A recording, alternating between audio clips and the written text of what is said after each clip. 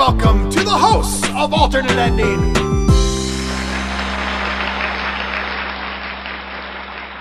Great. How are you? Oh, doing well. Thanks for joining.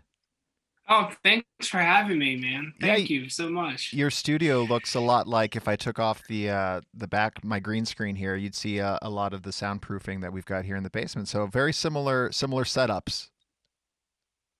Right on. Yeah, I have it facing like the back section of my studio, but here's like Oh, okay. all Now the you've cool stuff. just you've set the bar much higher. Right. The problem is like I have a light facing, so if I did want to set a cooler studio look, you just get this kind of horrible visual. I don't know if we're using the visuals or not. I'm not sure. Yeah, if you're up for it, we'd love to. You know Oh yeah. what's fascinating is, we do a lot of have a lot of opportunity to sit down with filmmakers, but the base of alternate. By the way, Rob from Alternate Ending, the base of our Of course. audience are really huge cinephiles, and they love to know about the artisans. The sometimes the unheralded ones behind the screen. Um, in understanding the craft a little bit more. So this is really likely for our audience going to be, something that folks really want to listen and learn more about. We have a number, just from knowing our audience pretty well, we have a number of people who have ambitions of getting into film composition from a composing perspective, or just Right. music, sound design. So that's generally the audience. So just having the opportunity to sit down with you has been great, especially with your background. I had a chance to catch up on some of your previous work and in compositions. Boy, it's so you're a chameleon of film composing. I listened to the Kingdom, heavier on the strings. Leon, a lot of guitar work there that you had, Mhm. and then Good Medicine. I got like a lot of. I'm a big fan of Jonesy, and just got like a lot of just Right. ethereal Jonesy vibes off that. And then Wild Indian, which you're representing today. Congrats on making it to Sundance.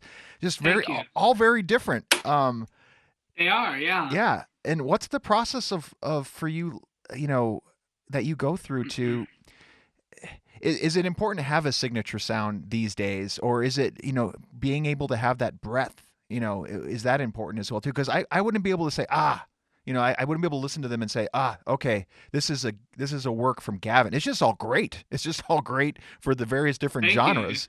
So I don't know, in today's film world, like, is that more important, I guess, to set yourself apart? I actually think it's more important to have a voice and to have some kind of a style. I think, obviously early on, I'm still taking all the work I can get, and I like to think there's like through lines of all my work, but yeah, they're so diverse stylistically. Like I did that movie called Cam, and it was highly synthesized. I think I bought synths and I started learning how to use synths just for that movie. And I think that's kind of the beauty of film scoring, which is you do get to kind of step into these different genres for each film. Like you said, like maybe I need to kind of do an ambient vocal Jonesy like score for this thing, and maybe a more guitar based score for this. And I guess like my music background's pretty diverse. Like I studied jazz guitar for a minute. I have a classical background. I studied experimental, like contemporary concert music composition. So I guess like, maybe I don't even know what I want to do musically, and I love film composing just because you do get to step into so many different shoes. But I think it's important in the modern day score to, even if you are a chameleon of sorts, I think it's important to find something very individual. So like say you are asked to maybe write a folk score, like the influences are a lot of folk musicians, and maybe it's hypothetically a movie about, the American West or something. I'm not sure. I still think like, you should find a way for your own like you find a way to connect your background to that music so that you can make it sound more like you rather than just trying to perfectly replicate another musician or the temp score or whatever. And the score in Wild Indian is phenomenal. It sets the tone for the film right out of the gate. I'm curious how you were approached by the team here and who approached you, because I'm one of the things too is I'm actually probably the least knowledgeable about the film composition side compared to some of our audience. But I would imagine like a lot Right. of it has to, like, the film has to be locked. I would think before it comes to you to score. Is that is and then if that's true, then who comes to you? Well, I'm so glad that you asked that because all this is the most untraditional project. So all of this is going to be kind of cool for your audience to hear. But first of all, I connected with Lyle through Facebook. Funny enough, we had mutual friends. I have some. I went to NYU for the film scoring master's program, and there's quite a big amount of Sundance alumni who teach there. Who some of the students who are still there get their films in there. It's pretty cool to see. So I think some of my friends were mutual friends with him. And one day on my Facebook page, I saw all these people sharing, like, congrats, Lyle, the director, like, I'm getting into the Sundance labs, because that's where he started. And then I was just thinking, like, who is this guy? I messaged him, like, why not? And he happened to have seen a movie I did called Cam. And funny enough, our original direction for the movie was way more electronic.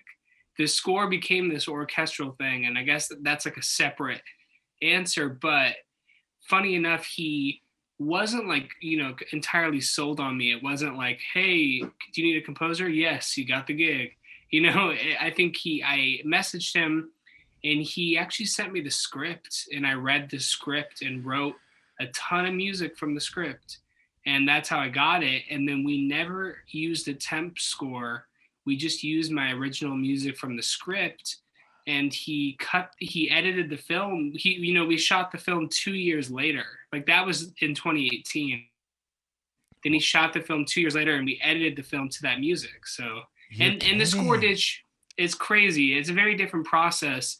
Funny enough, like some big name composers like Hans Zimmer and other composers who are very fortunate. Like, I know Christopher Nolan and all these big directors like to work in that exact way, but we never like set out to do that. It just kind of stumbled upon us. It's kind of cool to work this way. It's new for me, entirely new process. Is it a little bit less pressure because then if there are changes, well, I guess no, because like if something, like I don't know, it seems pressure filled both way, both ways. It was, man. It was hard because when you read a script, you're not entirely sure the visual style, or maybe at this point nobody was cast, so I didn't have a lot to. I was kind of creating it in my head.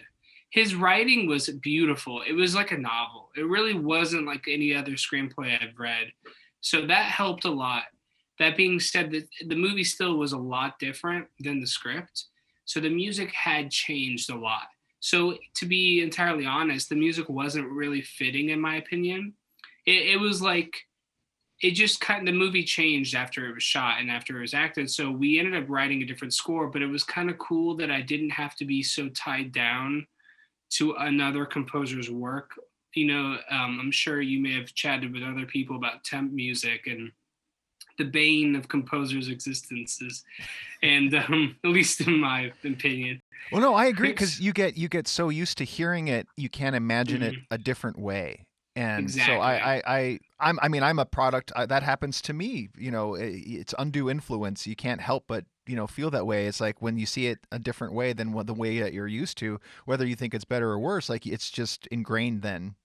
It is, and and I think it's like an eternal struggle that will not disappear. But I think it's learned, like, as a career film composer, you have to kind of learn to, I guess, get into the director's head and either help them move out, like get away from it, or really find a way to achieve that in your own way. But I was lucky in this project to not have to even deal with that. So it was very, very lucky, really, Now the movie centers around really two characters who start off with very different upbringings and then potentially two very different life outcomes as well too. From a musical perspective, how did you want to kind of share those experiences musically? Sure. So kind of tying this question into the last question, we actually wrote. So I had written all those tracks from the script. Then we wrote like a different score once the movie was starting to get edited, and that wasn't working. So I feel like I wrote like 3 scores for this movie. I think like kind of tying that into what you were saying is we realized that these characters, like we need to, they like, Makwa, one of the main character who commits this horrible act in the first act of the movie, we need to like empathize and have compassion for him, because it's very easy for the audience to just dislike him the entire movie. And I think one of my first scores was very dark and experimental the entire time, and I feel like we weren't allowing the audience to find the emotional core of these characters. So that was this creative decision where the director and I were like, we really need to focus the score more on the emotional aspect, because so many of the narrative themes of the movie are so well told through acting, through subtext of, there's like these scenes like in the church, and there's so many ways that the movie really solidifies like generational trauma and all these very unique narrative like themes, that the music really needed to help the audience feel emotionally attached to them. So that was my central goal. And then our final score was a more emotional, kind of slightly traditional in some ways, like using strings and having a reoccurring melodic theme that kind of comes and goes. There was a few themes, and we found that this would, help us like more empathize with the characters, so that when these kind of horrific acts happen, we can try to forgive, or at least try to put ourselves in the shoes of one of the characters, who maybe Tedo, who's just a bystander, and it's like, this is our best friend, and you're young. And so I guess that was my main goal with the music. Mission accomplished. After that first act with Makwa and Tedo as young, I wrestled internally with like the empathy aspects of it, given Makwa's upbringing, and not that anything would condone the actions, but it's still Of like course. something where it's like, oh, but there's this but, and the way Lyle does visuals and lets the room breathe. Not with heavy dialogue and thing. The music does get to support those beautiful visuals that there as well too, and create that sense of empathy. So yeah, mission accomplished. I think. Oh, sorry, I didn't mean to No, interrupt no, you, but no. I couldn't agree more. And I think sometimes you, as a composer, you get lucky with these stylistic filmmakers who, I feel like maybe Lyle was influenced by maybe Terrence Malick, or filmmakers who love breath and love space. And I think you couldn't ask for more as a musician. If you don't mind talking shop a little bit with us, Sure, sure. it's I'm really curious too. When approached, you mentioned like having to do essentially 3 scores for this. When you're approached from a budget perspective, how like are you're going to do live stream? Like, are you negotiating with the team too? It's like, hey, you know what? I appreciate the offer here, but I know you're interested in live. I'm going to have to do MIDI on this one, or it's going to have to be synths or something else. Like, your budget doesn't. Do you have to have those like real talks sometimes, or are you Oh, just trying to oh, figure out a way to make it work? absolutely. And that's fantastic. So, by the way, you're such a great interviewer. I love these Oh, questions, by the thank way. you. But yeah, yeah, that's a great question. I think ultimately, when it comes to that, every composer ever is going to have that exact moment. I think it's important to understand where your budget is, and to not. I'm personally not a fan of like going down the MIDI road, especially on a very art house thing. Maybe if you have a small short film, or if it's maybe a commercial or something where you feel the creative liberties you're okay with sacrificing that. But for a feature film, I think hypothetically, if we didn't have the budget for a string orchestra, I would have maybe just done a few string soloists and found a way to, or maybe it would have been slightly different. I think the fact that I did know that we would have budget for strings allowed me to write in that fashion. But complete transparency, I didn't make any money on this movie. I was so obsessed with achieving the highest amount of, I was like so obsessed with the music that I ended up just spending everything I had to make it the best possible. Um, so I think that I did stretch myself thin on this one. That being said, the first few passes that were more, I said, darker synth and experimental, I own, like as I showed you with my laptop, I own some outboard gear and some synths, and I have a lot of, I've sampled a lot of my friends like modular stuff. I have a database of audio of all this stuff that I've collected. So to create something that's more synthetic, cool, the first pass really was cost efficient in that way. Once we realized that that wasn't really achieving the emotional goal, and like I kind of reevaluated the budget, I was able to actually reach out to a friend, and we recorded in Bulgaria.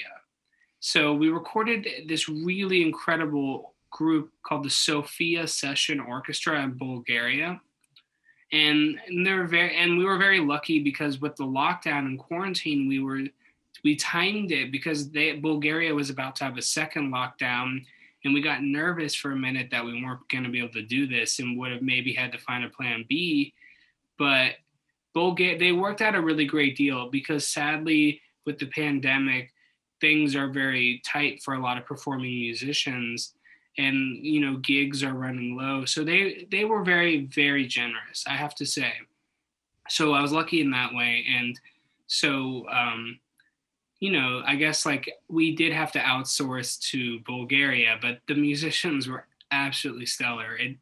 So Well, I hope that answered the no, it question. did, and I appreciate your candidness because I think you, as a someone who's starting out in the industry, I think what people need to hear is that just like you have to sometimes place bets on yourself, and that this will lead to something else. And what people aren't often good at, I would imagine too, I'm not good at it, is shameless self promotion and making those connections and those relationships. You mentioned it too, just like, I'm going to reach out to Lyle on Facebook and look where that led to, and being Right, able to say yes to things. So the courage to be able to have confidence in your talents and place bets on yourself, and it may not be on this one but on the next one, like I'll make it back, right. tenfold over. You clearly were successful in the bet. You're here at Sundance, and hopefully getting a chance to meet and interact with people virtually. Hopefully we'll have. Right, right. Have you had a chance to go to Park City or visit prior to the pandemic, or?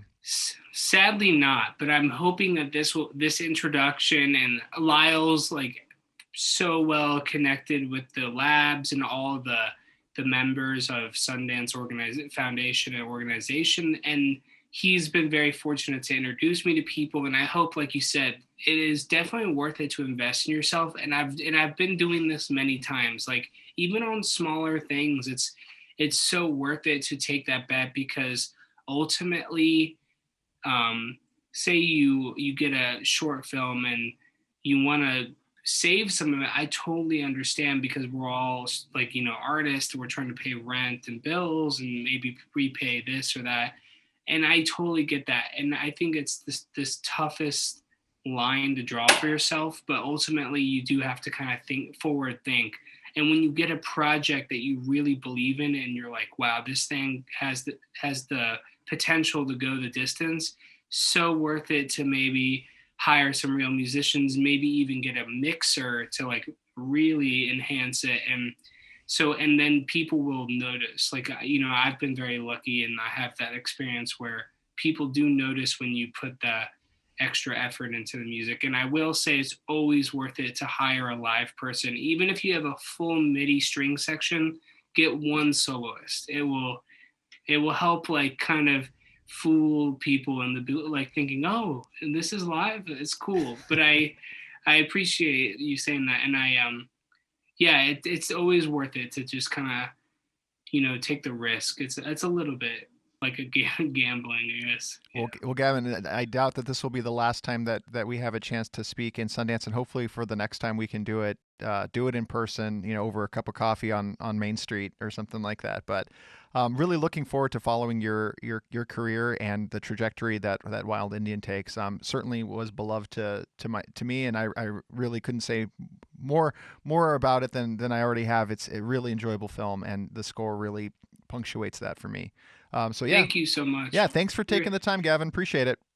Yeah, no, honestly, you asked some of the best questions. I'm truly amazed. It's awesome when I get to speak to people about music and they ask these like questions I wanted to answer, and I just appreciate you. You're awesome, and I love your work, and I'm super honored to be on this, and thank you. And like you said, I hope we will reconnect maybe next year or the following year in Park City. It'll be awesome. No, likewise. No, that's very sweet. Thank you so much, Gavin. It's still somewhat new to us. We've only been doing the interview circuit and junkets for really the last 2 years. Mostly been a Wow. written site, and then my wife and I partnered with our PhD student who does all of our. He's our chief critic, and just kind of all partnered together from a podcast perspective and starting to do more video things. And it was just just like us taking bets on ourselves, making bets on ourselves, and seeing if we can do it. And I appreciate the feedback. That really does mean a lot to us as well too.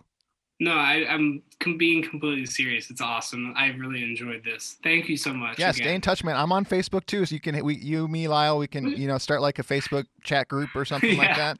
that'd be awesome, man. And yeah, I'm like on Instagram. We could connect over our socials, and I'd love to just like see all your other work. It'll be really cool to kind of stay in touch. Cool. Thanks a lot, Gavin. Appreciate it. Take care, man. See you later.